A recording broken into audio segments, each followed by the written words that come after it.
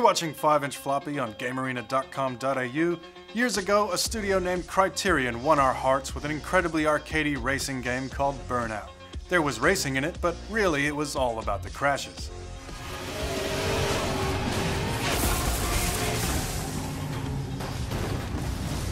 When the studio was later given the reins to the Need for Speed franchise, the question marks were over how much of their arcadey, crazy crash culture would carry over. What they actually brought over was something else entirely. The autolog feature, which takes your friends' scores for races and shoves them in your face, asking if you're gonna lie there and take that, is simple, but it's one of the best innovations in asynchronous multiplayer for a long time.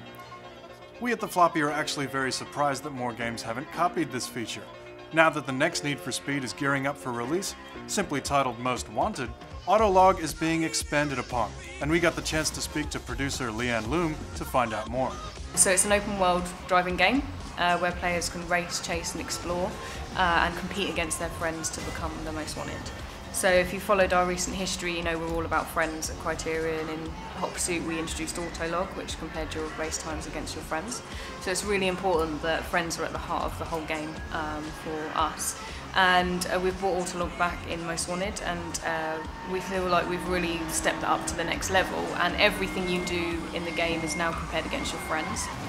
So it's direct comparisons against race times and against speed cameras and against smash gates and against the cars as well, and we show what mods the player is rolling in as well, so you've got that comparison. One really cool thing that we've got with Autolog this time around is billboards. So when you smash through a billboard and you get the longest distance, we put your face on that billboard, so then when your friends are in their world they can obviously drive around there seeing your face on their billboards in their world, and we think that's really cool.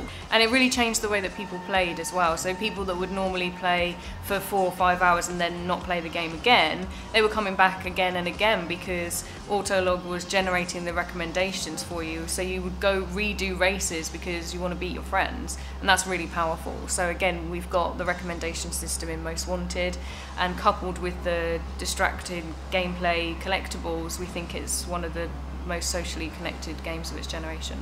Need for Speed Most Wanted is not a sequel, but just how Criterion would have done it.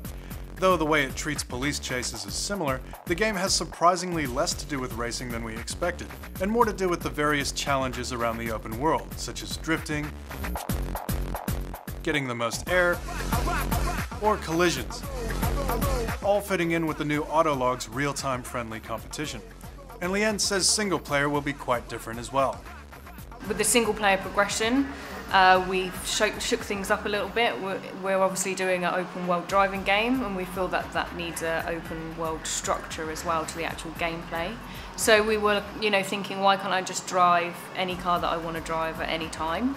And basically it's just 20 years of racing convention that tells you that you can't. You have to grind through the events to get to the Bugatti Veyron if that's your favourite car and you want to drive that. You have to put in X amount of hours to get there. Not everybody has like 3-4 hours to sit down and grind through games anymore. I think where we currently are in gaming and in this generation is that people want a quick fire game, so I want to load up the game and play for 20 minutes. We're throwing that convention out of the window with Most Wanted, and almost all of the cars are available to the player at the start of the game.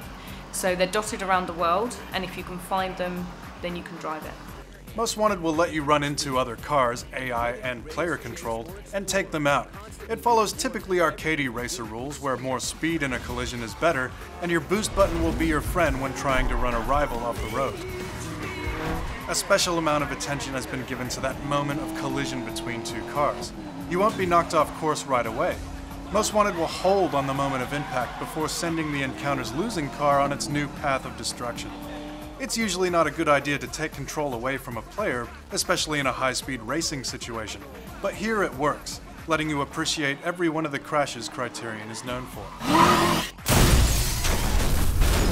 I think it adds to the spectacle of the game as well. You want to be able to see, people love crashing, right? So you want to be able to see what's happening when it's crashing, rather than doing it and then you just don't even get to see what's going on. So it's finding that balance between not taking the control away from the player too long, but enabling them to actually get the visual impact of what's happening. Obviously, Burnout is part of our DNA, so we take the best part of every game that we make and add that into Most Wanted. So every game is a reflection of where we are at that time. So we've got Burnout, obviously Hot Pursuit, and now Most Wanted. Our thanks to Leanne Loom. We'll see you next week on The Floppy.